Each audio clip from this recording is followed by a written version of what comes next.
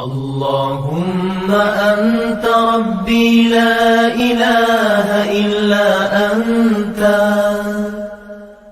خلقتني وأنا عبدك وأنا على عهدك ووعدك ما استطعت أعوذ بك من شر ما صنعت أبوء لك بنعمتك علي وأبوء بذنبي فاغفر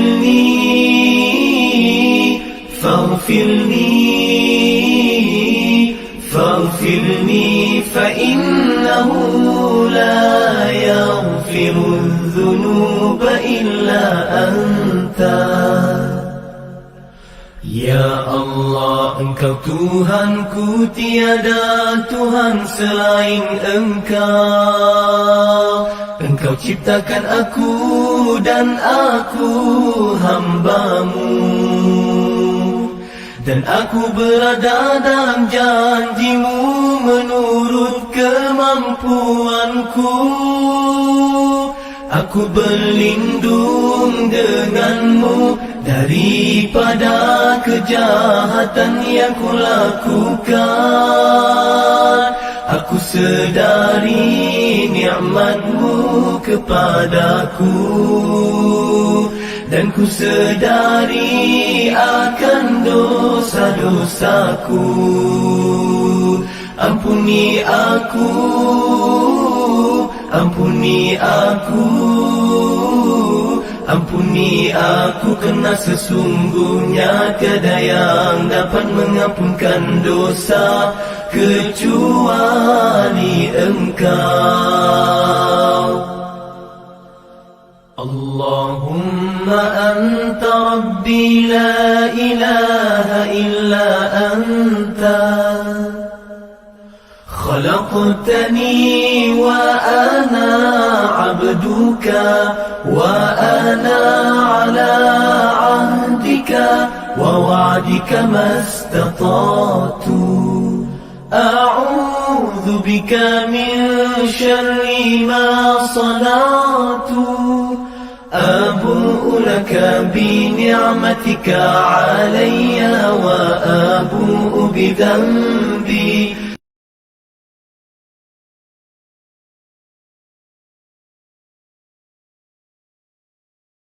Bismillahirrahmanirrahim. Muqaddimah Suratul Hijr. Surah ini diturunkan di Mekah, mengandungi 99 ayat. Dinamakan Surah Al-Hijr, perihal penduduk Al-Hijr, kerana peristiwa mengenai kaum Samud, penduduk tempat itu. Ada disebutkan pada ayat 80 sehinggalah ayat 84. Intisari kandungannya menegaskan tentang kebenaran Al-Quran dan balasan buruk yang akan menimpa orang-orang yang kufur ingkar.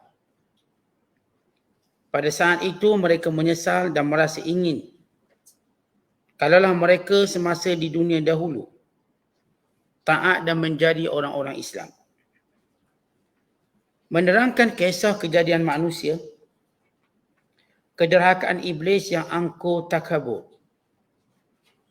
dan pertentangan di antara kebaikan dengan kejahatan yang terus-menerus berlaku sehingga berakhir dunia ini. Kemudian balasan kebaikan dan kejahatan itu pada hari kiamat. Untuk memberi kesedaran dan keinsafan, Allah Ta'ala menerangkan setakat mana buruknya balak bencana dan azab seksa yang telah menimpa kaum-kaum yang kufur dan derhaka. Kaum-kaum yang kufur, derhaka dan tenggelam di dalam maksiat pada masa yang lalu. Dan hal ini diceritakan secara khusus hal kaum Lut dan penduduk kampung Aikah di negeri Madian serta penduduk Al-Hijr, yakni kaum Samud. Setelah itu Allah Ta'ala menerangkan nikmatnya yang besar yang diberikan kepada Nabi Muhammad sallallahu alaihi wasallam dan umatnya, iaitu 7 ayat surah Al-Fatihah yang menjadi intisari Al-Quran yang diulang-ulang bacaannya di dalam sembahyang, serta diberikan Al-Quran seluruhnya yang amat besar kemuliaan dan faedahnya sebagai panduan hidup, dan dijamin pula pemeliharaannya dari sebarang perubahan selama-lamanya, bagi menghapuskan perasaan duka cita yang dialami oleh Rasulullah sallallahu alaihi wasallam disebabkan gangguan musuh-musuh Islam. Allah Ta'ala perintahkan baginda supaya ia sentiasa merayu kepadanya dan tetap mengerjakan sembahyang serta amal-amal kebajikan selagi hayat dikandung badan, kerana Allah jualah yang berkuasa menyelamatkannya dan membalas kejahatan golongan yang ingkar itu. Bismillahirrahmanirrahim. Alif Lam Ra. Tilka ayatul kitab wa Qur'anin mubin. Rubama yawaddu alladhina kafaru law kanu muslimin. Dharhum ya'kulu wa yatamatta'u wa yulhihimul amal. Fasawfa ya'lamun. Wa ma ahlakna min qaryatin illa walaha kitabun ma'lum. Ma tasbiku min ummatin ajalaha wa ma yasta'khirun. Sadaqallahul azim. Dengan nama Allah yang Maha Pemurah lagi Maha Mengasihani. Alif Lam Ra. Ini ialah ayat-ayat kitab yang lengkap sempurna dan Al-Quran yang memberi penjelasan. Ada masanya orang-orang yang kafir merasa ingin kalaulah mereka telah menjadi orang-orang Islam.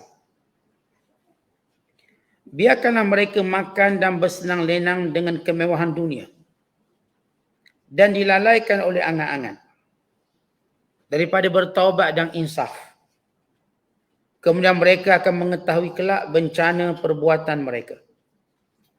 Dan tiadalah kami binasakan penduduk sebuah negeri, melainkan ada baginya tempoh yang tertentu dan termaklum.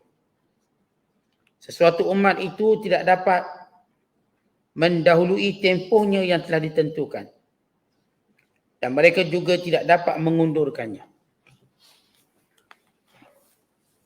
Berada dalam penafsiran surah yang ke-15 pada juzuk yang ke-14 yang dikenali dengan nama surah Al-Hijr. Surah-surah ataupun ayat-ayat yang kita baca dalam surah ini kesemuanya Makkiyah. Sama sebagaimana surah Ibrahim, yakni diturunkan di Mekah, diturunkan sebelum hijrah. Dinamakan surah Al-Hijr kerana ada kisah penduduk Al-Hijr. Al-Hijr merupakan suatu lembah, satu tempat di antara Madinah dan Syam. Madinah dan Filastin. Dan kaum yang mendiaminya disebut sebagai kaum Samud. Itu kaum Nabi Allah Saleh AS. Al-Hijr juga disebut Madain Saleh, yang menjadi tempat laluan pedagang-pedagang Mekah ketika mana mereka menuju ke Syam. Bila mereka nak ke Syam, maka inilah tempat yang mereka akan lalui. Artinya mereka mengetahui tentang kisah kaum Samud yang dibinasakan oleh Allah.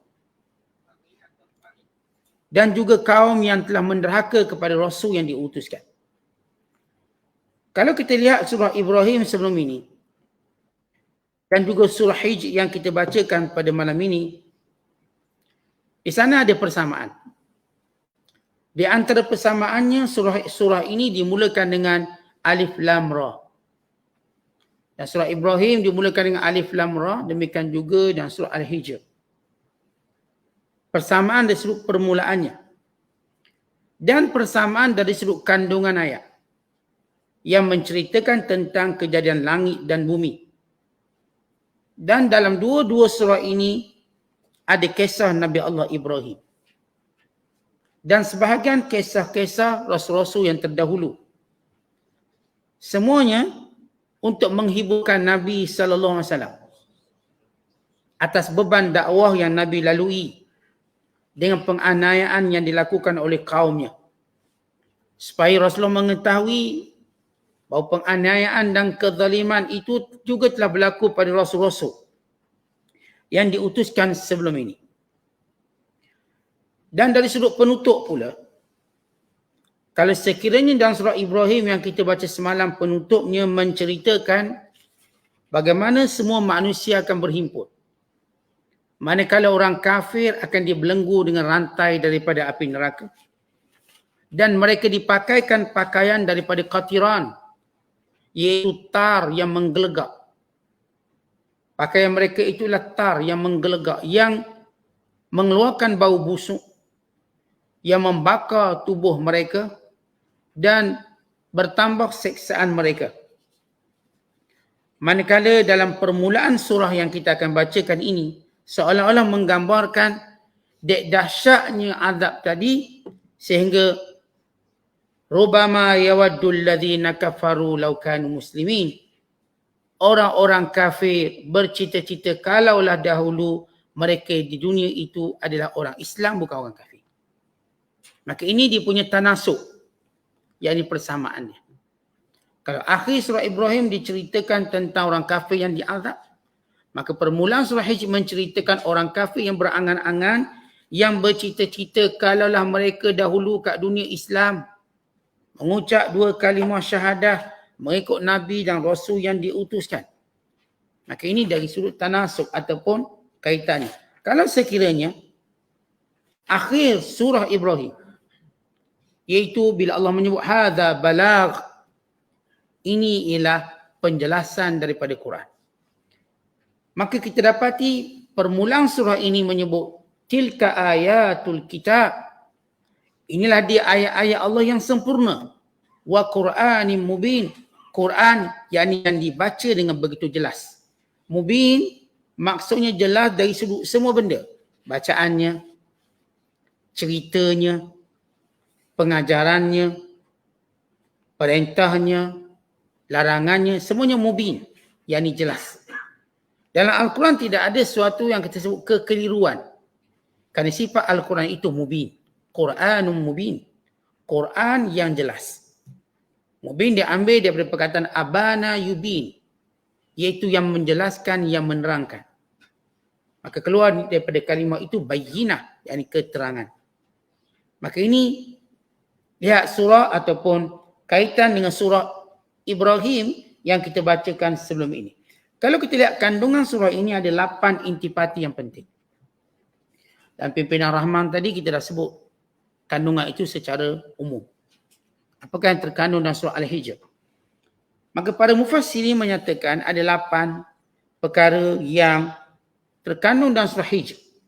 Sesudah mereka menjelaskan bahawa surah ini kerana dia Makkiyah, maka dia menjelaskan tentang dalil-dalil tauhid, tentang hari kiamat, tentang sifat orang yang bahagia, sifat orang celaka, sebahagian kisah Nabi dan juga keutamaan Nabi Muhammad sallallahu alaihi wasallam terhadap nabi-nabi yang lain. Yang pertama kata ulama, surah ini mengandungi munaqashatul kuffar wal musyrikin alladzina kazzabu bir rusul wa bima utu bihi min ayat, iaitu ada diskusi antara orang-orang kafir, orang-orang musyrik yang mendustakan Rasul-Rasul sesudah diberikan kepada mereka ayat-ayat yang jelas yang bermula daripada kisah Abul Bashar yang kedua, ayah pada manusia yang kedua, iaitu Nabi Nuh AS. Ayah pada manusia yang pertama Nabi Adam, dipanggil Abul Bashar. Ayah pada manusia yang kedua namanya Nabi Nuh, dipanggil dengan Abul Bashar Al-Thani. Kenapa? Kerana Pada zaman itu dimusnahkan semua, yang tinggal cuma Nabi Nuh dan juga orang beriman. Maka daripada keturunan Nabi Nuh membentuk generasi yang baru termasuk kita. Kita ni daripada generasi Nabi Allah Nuh AS. Kita cerita nama anak-anak Nuh, Sam, Ham, Yafis. Yang membentuk semua bangsa-bangsa yang ada atas dunia.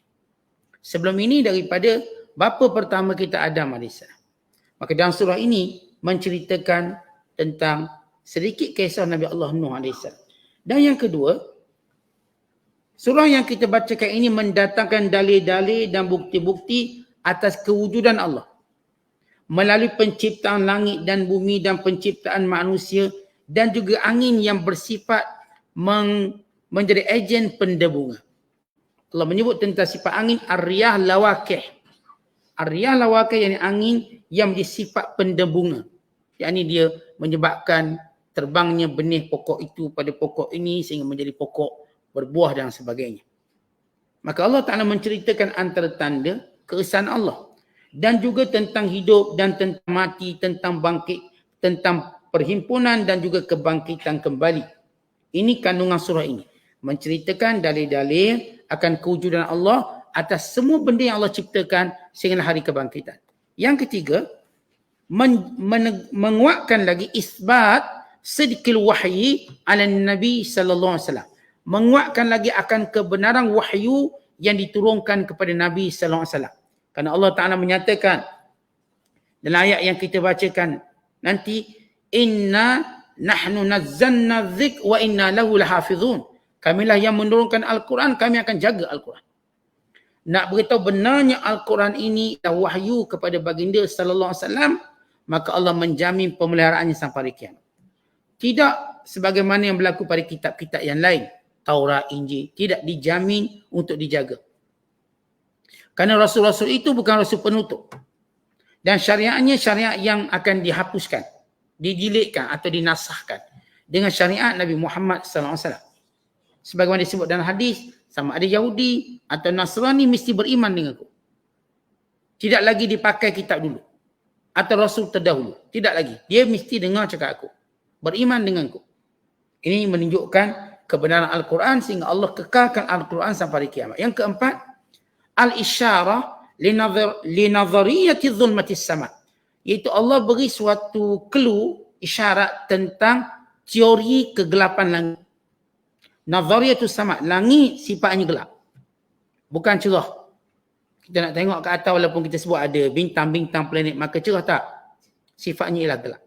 Itu sifat langit yang akan disebut nanti dalam ayat yang kita akan bacakan nanti, ayat 14 hingga 15. Dan yang kelima, ia mengandungi kisah Adam dan Iblis yang merupakan satu manifestasi ataupun satu gambaran yang mewakili ketaatan dan keingkaran.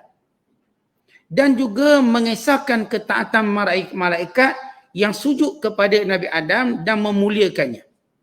Dan kederhakaan Iblis dan kedengkiannya dengan engkar tidak mahu sujud. Dan surah ini diceritakan.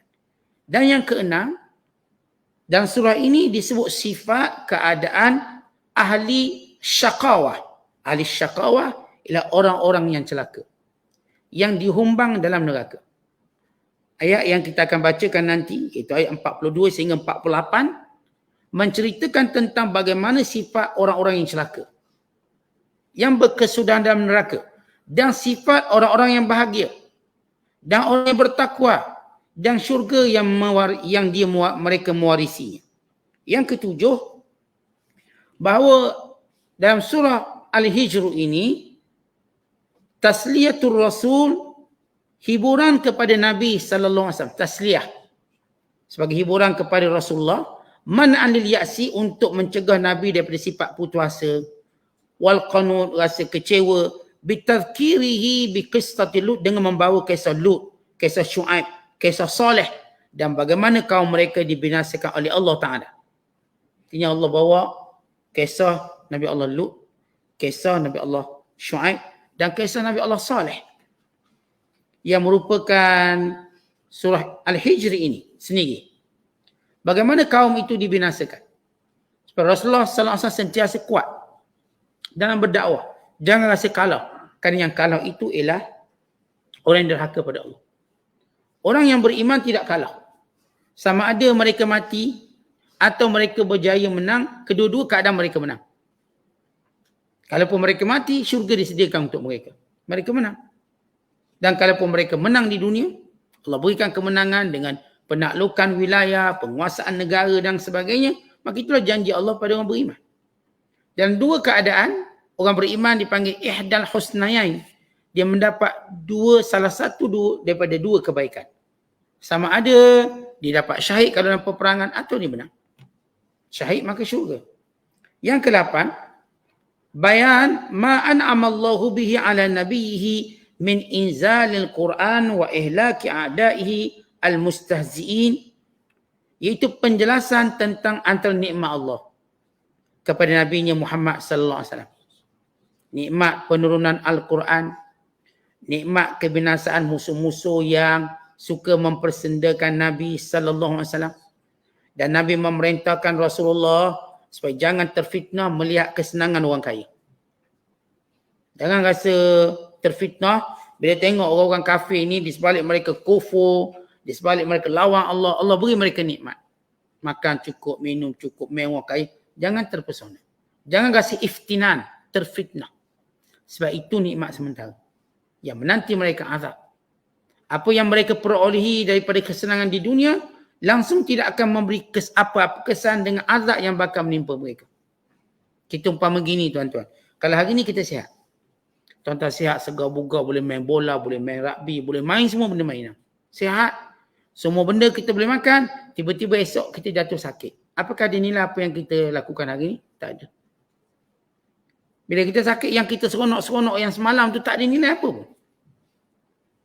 Demikian juga yang mereka seronok kat dunia ni, dengan segala nikmat mereka dapat, dengan segala kuasa yang mereka ada, nanti bila mereka mati dengan azab Allah yang menanti mereka, tak ada apa-apa lagi.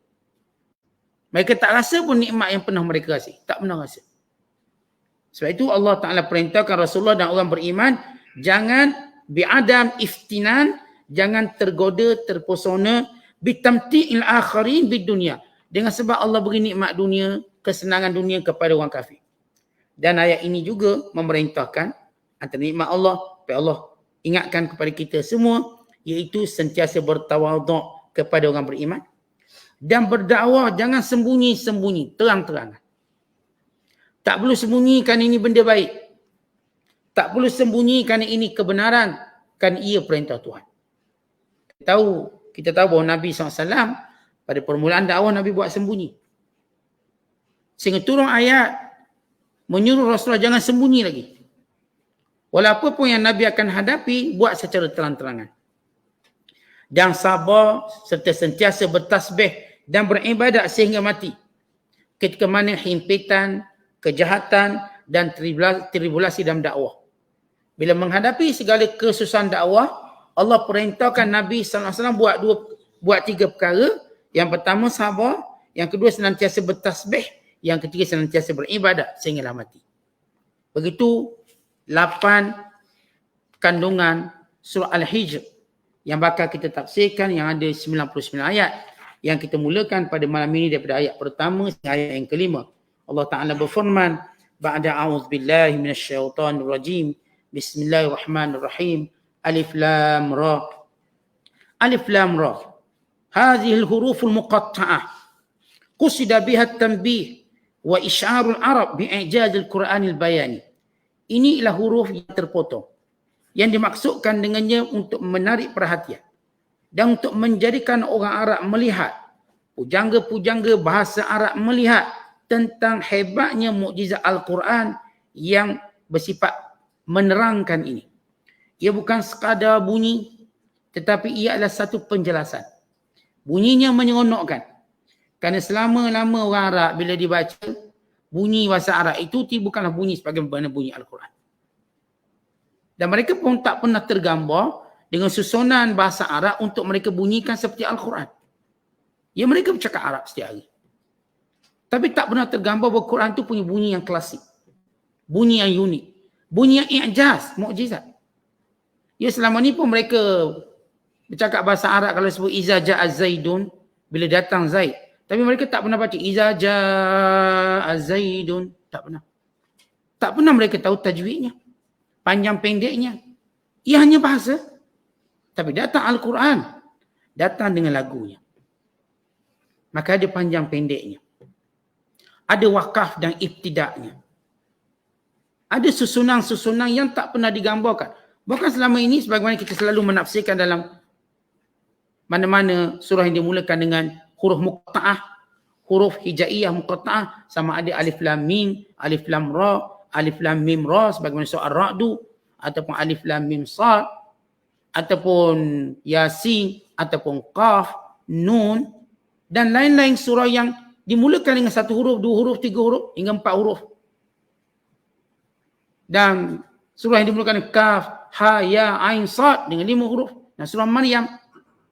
Kesemuanya ini, orang Arab tahu bahasa Arab ini. Mereka tak pernah terfikir boleh disusun begitu dan boleh dibunyikan.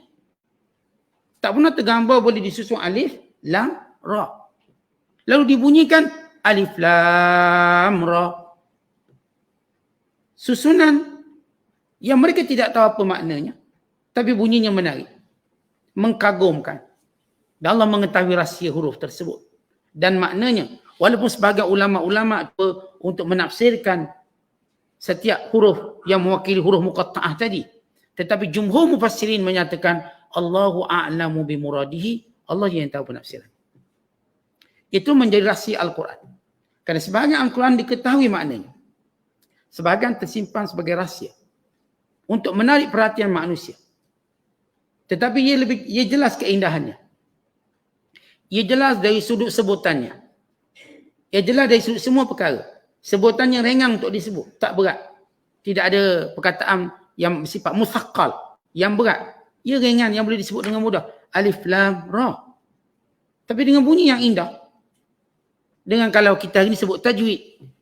Ya, dulu-dulu dia orang tak sebut tajwid. Tapi hukum tu ada. Penjenamaan hukum tadi berlaku pada zaman mutaakhirin. Maka ini menarik perhatian bahwa ini cabaran. Tahdihi. Ini cabaran untuk mereka membawa surah seperti Al-Quran. Dengan satu ayat ini dia mereka dah lemah. Satu ini alif lam ra, Yasin, Qaf, Nun. Yang saya katakan selama ini mereka tahu ada huruf-huruf ini. Mereka bercakap bahasa Arab. Tapi mereka tak pernah tergambar boleh disebut secara single. Boleh disebut secara satu, kita katakan dengan satu perkataan. Seperti Nun. Satu perkataan. Tak pernah mereka terfikir perkataan Nun, Qaf. Tak pernah terfikir. Atau dua perkataan, Yasin, Toha. Mana mereka fikir? Atau tiga perkataan, Alif Lam Mim, Alif Lam Ra. Atau 4 perkataan, Alif Lam Mim Ra. Atau 5 perkataan, Kaf, Ha, Ya, Ain, Sad. Tak pernah tergambar. Dengan mukaddimah saja melemahkan seluruh pujangga Arab. Kemudian kata Allah, tilka ayatul kitab. Inilah ayat-ayat Al-Quran yang sempurna. Wa Qur'anin mubin. Dan Quran yang sempurna. Quran yang jelas. Bacaannya jelas. Maknanya jelas. Dan kesemuanya jelas. Perkataan mubin. Artinya dalam semua perkara sifat Al-Quran itu amat jelas. Tentang dalil-dalil ketuhanan jelas. La gharab fihi, tak ada benda yang ganjil. Semuanya benda jelas bila menyebut tentang ketuhanan. Atau menyebut tentang kiamat, mubin jelas. Atau menyebut tentang kisah Nabi Allah Yusuf, kisah Nabi Allah Ibrahim, mubin jelas. Tak ada sesuatu yang menjadi pertanyaan, melainkan dilihat setiap kisah dan cerita itu pengajaran. Kemudian kata Allah, rubama yawaddu alladhina kafaru law kanu muslimin. Bila sebut rubama, itu satu kalimah yang diungkapkan selepas melihat satu kejadian sebelum itu. Rubama kalaulah. Maknanya mereka telah melihat satu kejadian sebelum itu. Apa dia? Dalam surah Ibrahim. Iaitu bila orang-orang kafir, bila manusia dihimpunkan, wa barazu lillahil wahidil qahhar, mereka berdiri di hadapan Allah yang esa lagi berkuasa, dan ketika itu orang kafir dibelenggu dengan rantai-rantai dan dipakai dengan pakaian daripada tar yang menggelegak. Bila mereka melihat orang beriman pula bangkit bersama mereka dengan semua tanda-tanda kebahagiaan, bahkan sebagian mereka dibangkitkan bersama bidadari-bidadarinya, telah dibangkitkan dengan sejumlah nikmat tertentu. Maka ini menjadikan mereka berkata rubama, kalaulah. Dan ayat ini juga memberi maksud bila mereka melihat bagaimana orang-orang Islam diberi keistimewaan, kemuliaan, mendapat syafaat, mendapat rahmat dari Allah pada hari kiamat kelak. Lalu mereka berkata rubama, kalaulah. Kami dahulu di dunia, rubama yawaddul ladzina kafaru, bercita-citalah seluruh orang kafir. Ni semua orang kafir bercita-cita. Lau kanu, kalau kanu, dulunya kami muslimin, Islam dia. Islam pun dah okey. Diriwayatkan daripada Imam At-Tabarani, daripada Abi Musa radhiyallahu taala anhu berkata, Nabi SAW bersabda, apabila berkumpul ahli neraka di dalam neraka dan bersama mereka orang yang Islam yang menghadap kiblat.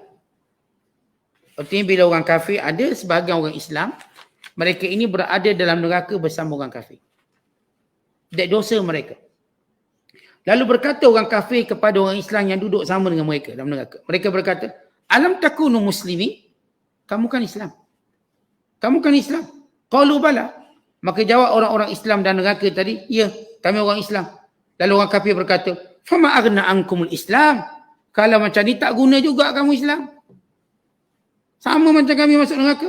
Wa qad sirtum ma'ana finnar. Kamu duduk dengan kami dalam neraka. Maka apa beza kami dengan kamu? Kata orang kafir. Qalu, mereka orang beriman, yang ni orang Islam yang masuk neraka berkata, kanat lana dhunub, kami ni ada dosa. Fa'khudna biha, maka kami pun dihukum sebab dosa kami. Ini menjadi akidah Ahlussunnah wal Jamaah bahawa orang beriman, orang Islam ada yang masuk neraka tapi disebabkan dosa. Lalu mereka akan dihukum mengikut kadar dosa yang mereka lakukan. Fasami Allahu ma qalu. Allah Taala mendengar perbualan mereka. Lalu Allah memerintahkan fa amara biman kana finnar min ahli qiblah fa akhriju.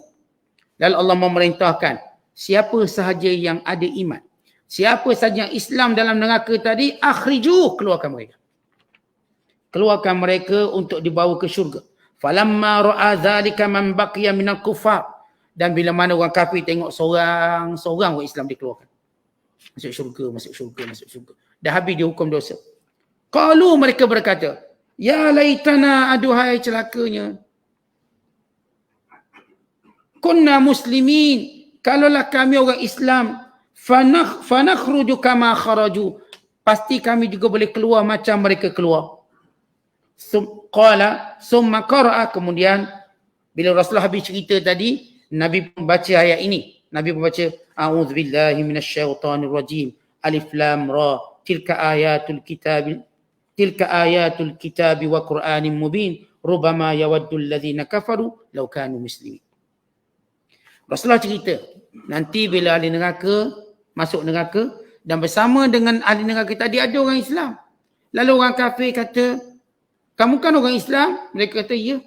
Tapi kenapa kamu masuk neraka? Maka tak ada beza antara kamu dengan kami. Tak ada faedahnya Islam kamu.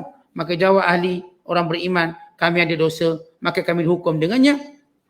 Lalu Allah perintahkan malaikat, keluarkan setiap yang ada, yang masih Islam, keluarkan. Keluarkan mereka, lalu dikeluarkan satu persatu. Mengikut tempoh yang Allah kehendaki. Sehingga habis orang Islam. Tak ada orang Islam dalam neraka. Ini menunjukkan bahawa orang Islam tidak kekal dalam neraka walaupun pun dosa mereka buat selagi mana mereka Islam. Lalu orang kafir pun mula berbelas. Mula rasa kecewa. Kalaulah kami Islam, nescaya kami juga keluar macam mereka keluar. Sebelum ini mereka hina, mereka kata, fama aghna ankumul Islam, apa faedahnya Islam? Sirtum ma'ana finna, kamu pun macam kami dalam neraka. Rupanya tak. Orang beriman, orang Islam dengan orang kafir, walau dia cuma Islam nama je, dia tak akan sama dengan orang kafir. Apatah lagi orang Islam yang taat pada Allah.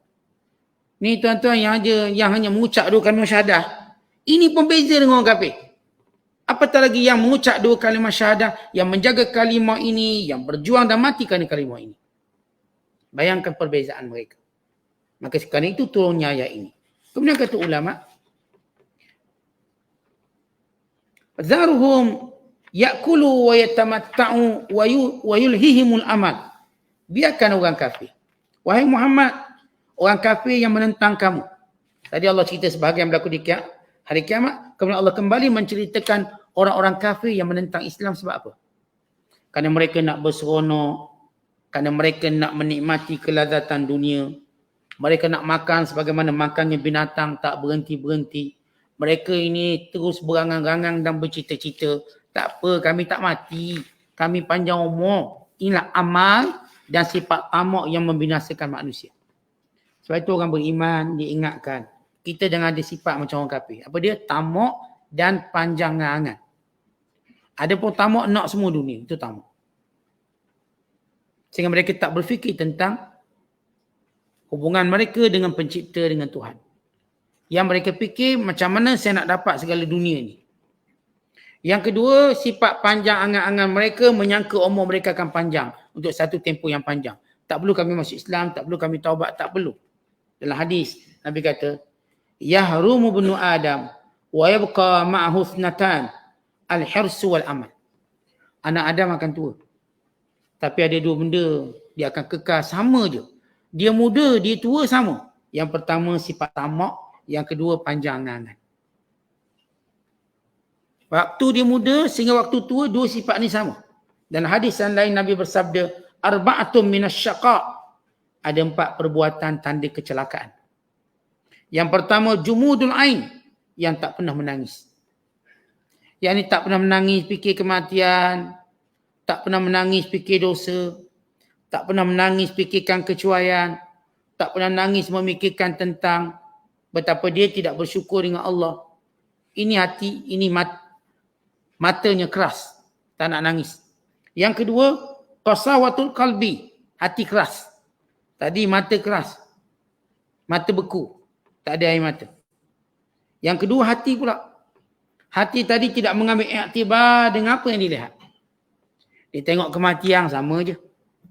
Dia rasa orang lain je mati, dia tak mati. Dia tengok orang sakit, sama je. Dia rasa orang je sakit, dia tak sakit. Dia tak peduli benda tu. Dia tak pernah melihat dengan hati yang mengambil iktibar. Tapi hatinya keras. Yang ketiga, tulul amal, panjang angan-angan, rasa tak mati-mati. Masuk 60 pun tak rasa nak mati. Masuk 70 pun tak rasa nak mati. Masuk 80 tak rasa nak mati. Tetap kekal dia menikmati dunia. Dia tidak melangkah ke akhirat. Dan yang keempat, al-hirsu ala dunia, iaitu tamak pada dunia. Sentiasa nak dunia. Keinginan nak dunia tak habis-habis. Sebab tu dah tua pun kerja lagi untuk dunia. Kerja. Tak boleh berhenti dia. Kenapa tamak dia? Padahal Allah Ta'ala dah cukupkan keperluan. Untuk digunakan usia-usia tua, beribadat pada Allah, menginsafi kecuaiannya waktu muda. Tak, orang ni terus sama je. Muda kerja, tua pun kerja, sama. Dia tetap tidak ada ruang, tak ada masa untuk ingat Allah. Mentauhidkan Allah, mengesahkan Allah. Diriwayatkan dalam hadis yang lain, Nabi kata, salahu awwali hazil ummah bizuhdi wal yaqin wa yahliku akhiruha bil bukhli wal amal. Umat yang pertama ini, generasi yang pertama ini, dia jadi baik sebab dia zuhud dan dia ada keyakinan. Zuhud kita tahu, dia tahu letak nilai dunia kat mana. Nilai akhirat kat mana. Zuhudnya pada dunia, dia tahu dunia sementara. Dan yakin bahawa Allah beri pahala, Allah menjaga, Allah memelihara, yang menjadikan mereka sentiasa mengutamakan perintah Allah. Tetapi umat akhir zaman, kata Rasulullah, umat dulu dia ada 2 energi yang menjadikan mereka hebat. Mereka ada zuhud, mereka ada yakin. Tapi umat akhir zaman, dia ada 2 penyakit yang menjadikan mereka rosak. Yang pertama, kedekut, bukhl. Bukhlun, bakhil. Yang kedua, amal. Amal, panjang angan-angan. Bukan dengan ain. Kalau ain, amal, yakni amalan. Dia dengan hamzah, amal. Amalun, ataupun al-amalu. Artinya panjang angan, dia tak rasa dia mati. Ini sebenarnya penyakit orang kafir dan berjangkit kepada sebahagian orang Islam. Bagaimana kita bila bicara tentang munafik, Ni penyakit utama orang munafik tapi berjangkit kepada orang Islam. Cuma orang Islam yang berjangkit dengan penyakit ini kita tak katalah dia munafik. Tapi dia ada sifat munafik. Kita tak katalah dia kafir. Tapi dia ada sifat orang kafir. Dan Rasulullah SAW pun sebut dalam hadis. Kamu akan ikut jejak langkah orang kafir. Kristian dan Yahudi. Sedikit demi sedikit. Kemudian makin banyak. Taklah kafir. Tapi kamu ikut dia. La tattaba'un sunana man kana qablakum. Shibran bi shibrin. Wa dhira'an bi dhira'in. Hatta law dakhalu fi juhri dhabbin. Lattaba'tumuhum. Kamu akan mengikuti jejak langkah mereka. Sejengkal demi sejengkal. Lepas sejengkal pergi sehasta lagi banyak. Sikit kemudian banyak. Sehingga bila mereka masuk ke lubang biawak kamu ikut. Lalu sahabat kata, Al-Yahuda wan Nasara ya Rasulullah. Apakah Tuhan maksudkan Yahudi dan Kristian? Nabi kata, Faman. Siapa lagi? Hak ni yang kamu ikut. Sebab yang inilah yang cuba mendominasi dunia. Dan persaingan kita sebenarnya ialah bukan persaingan kita dengan penyembah berhala. Ialah golongan kalangan ahli kitab, ahli kitab Yahudi dan juga Nasara. Cuma di akhir episod dunia, orang-orang Nasara bersama dengan beriman. Maka tinggal lagi pemusuhan orang Islam dengan orang Yahudi. Dan ia berkesudahan dengan orang Islam membunuh semua Yahudi. Mati semua Yahudi. Dibunuh oleh orang Islam berdasarkan hadis yang sahih. La taqumus sa'ah hatta yuqatilal muslimun al-yahud. Tak akan berlaku kiamat sehingga orang Islam bunuh semua orang Yahudi. Itu tanda kiamat. Sehingga tak ada Yahudi. Dia ada cuma Islam. Sehingga Allah mematikan Nabi Isa. Dan mematikan penggantinya. Dan mematikan orang beriman. Maka syaitan membawa skrip lamanya. Mengajak manusia menyembah berhala. Maka tinggallah kelompok yang menyembah berhala kembali. Sebagaimana permulaan kesesatan bermula daripada berhala. Kemudian Allah Ta'ala menurunkan ataupun membadaikan dunia ini dengan kiamat. Ini dimaksudkan dalam hadis. La taqumus sa'ah illa ala syirarin nas. Tidak akan berlaku kiamat melainkan kepada orang kafir. Bagaimana ada orang Islam, kiamat tak berlaku. Tapi tanda kiamat berlaku. Selagi mana ada orang Islam. Bagaimana ada yang mengucap kalimah, dia tak akan berlaku kiamat. Yang berlaku cuma tanda kiamat. Kiamat tidak. Kiamat hanya berlaku dan disaksikan oleh orang kafir. Orang beriman semuanya dimatikan oleh Allah. Mereka tidak melihat kiamat. Proses kiamat mereka tak tengok. Sebagai satu rahmat Allah pada orang beriman. Tetapi yang melihatnya ialah orang kafir. Kedahsyatan kiamat. Kerana mereka perlu diberi peluang dan mereka mengulangi kesilapan-kesilapan yang sama. Kemudian kata Allah, وَمَا أَهْلَكْنَا مِنْ قَرْيَةٍ illa walaha kitabun ma'lum. Oleh kerana orang kafir ini mereka makan, minum, berfoya-foya, melupakan perintah Allah, menolak Nabi dan Rasul yang diutuskan, mempersendakan, mempermainkan orang Islam. Allah kata fasawfa ya'lamun, mereka akan tahu apa yang mereka lakukan tak akan beri manfaat kepada mereka. Kami akan binasakan mereka. Tetapi kami tidak akan binasakan satu kaum. Illa walaha kitabun ma'lum. Melainkan ada ketentuan yang telah kami tetapkan. Bila, bagaimana. Allah Ta'ala tidak terus binasakan orang kafir dengan sebab kekufurannya secara terus. Tetapi dia beri tempoh. Ini sifat rahmat Allah kepada hamba, kepada manusia semuanya. Padahal boleh saja Allah Ta'ala bila mereka-mereka yang mempersekutukan Allah, mereka-mereka yang mempermainkan Rasulullah, yang menolak Rasulullah, mempersendakan baginda, bukan menganiaya baginda sallallahu alaihi wasallam. Boleh saja Nabi turunkan, Allah Ta'ala turunkan bala terus. Tapi ini bukan sunnatullahnya. Sunnatullah yang Allah buat, peraturan yang Allah buat, setiap kaum ada waktu mereka binasa. Setiap umat yang mendustakan Rasul dan Nabi-Nabi mereka, akan ada waktu di mana mereka binasa dan mereka tidak akan terlepas lagi. Innallaha la yumli 'alal zalim wa idza akhadhahu lam yuflithu. Allah memberi tempoh kepada orang-orang yang zalim. Tetapi bila Allah menghukumnya, maka Allah tak akan lepaskan walau seorang. Semua akan kena. Tak lepas walaupun seorang. Ma tasbiqu min ummatin ajalaha wa ma yastakhirun. Kerana itu tak ada pun satu umat boleh mempercepatkan kebinasaan mereka atau menangguhkan kebinasaan mereka. Tak ada. Sama sebagaimana ajal. Bila Allah Ta'ala menyatakan, likulli ummatin ajal. Setiap umat ada ajal. Fa'iza ja'a ajaluhum la yastakhiruna sa'atan wa la yastaqdimun. Bila sampai ajal mereka, mereka tak boleh mempercepatkan, mereka tak boleh melambatkan. Dia datang tepat dengan waktu yang Allah Ta'ala kehendaki.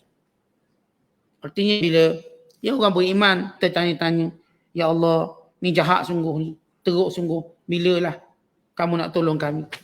Bilakah mereka nak binasa? Dah jahat sangat. Dia begitu jiwa orang yang dizalimi. Datang Khabbab kepada Rasulullah. Ala tad'u lana, ala tastansiru lana. Ya Rasulullah, tak nak ke berdoa pada Allah? Minta tolong dengan Allah. Teruk sangat kita kena. Mana kalau orang kafir pula, sebab mereka belum dibinasakan, tak ada pun azab. Tak ada pun neraka. Tak kena bala pun. Tak ada pun tunjukkan Allah murka. Rasa makin sayang dia. Lalu mereka rasakan mereka betul. Masing-masing berada dalam dua keadaan. Orang beriman, mereka datang rasa kecewa mereka. Sehingga Rasulullah mengingatkan mereka. Dan Allah menurunkan ayat ini. Setiap umat, setiap kejahatan itu ada waktu dia akan dibinasakan. Tunggu waktu ni. Sebab itu diceritakan. Ada seorang ulama diadu oleh rakyat marahin. Dia kata, Tuan Syekh, pemimpin kita zalim. Pemimpin kita zalim. Dinaikkan lagi cukai. Dah zalim macam-macam. Dinaikkan lagi cukai. Lalu kata ulama ini biarkan. Biarkan dia terus zalim. Kerana bila makin dia zalim, makin dekat azab Allah padanya. Artinya Allah Ta'ala dia ada sunnatullah. Bahawa bila kejahatan itu sampai kepada peringkat tertentu, itulah waktu Allah binasakan mereka. Peringkat di mana orang-orang zalim kata, tak ada pun. Saya tak semayang, tak ada pun kena bala. Macam biasa, saya pun COVID pun tak kena. Kata orang tak semayang. Ni yang semayang 4 kali COVID. Dia mula berbangga-bangga dengan maksiat. Dia tak kena bala. Saya tak semayang, projek dapat. Berjaya. Dia ni semayang, menega 4 kali bankrupt. Dia mula mempersendakan. Maka Allah Ta'ala tunjukkan lagi istidraj. Terus beri nikmat padanya untuk dia sombong. Sehingga satu peringkat dibinasakan, dia tak akan lepas. Dia tak akan diberi hidayah. Dia hancurkan dengan sehancur-hancurnya. Kan itu kata Allah, ma tasbiqu min ummatin ajalaha wa ma yastakhirun. Ketentuan kebinasan satu kaum yang derhaka itu telah tercatat di Lauhul Mahfuz. Tidak ada yang boleh mempercepatkan, tidak ada yang boleh melambatkan. Ayat ini menyabarkan Rasulullah, menyabarkan orang beriman, bahkan menyabarkan umat manusia. Ya, kadang-kadang kita memang terasa, kenapa orang jahat ni tak mati-mati? Kenapa orang teruk-teruk ni tak mati-mati? Dia aniaya, dia fitnah, bla bla. Kita tertanya-tanya. Jawapannya ialah bila sampai waktunya. Bila sudah ditentukan oleh Allah. Maka setiap orang akan sampai waktu kebinasaannya. Tanpa mereka boleh mempercepatkan atau melambatkan. Wallahu a'lam bishawab. Assalamualaikum.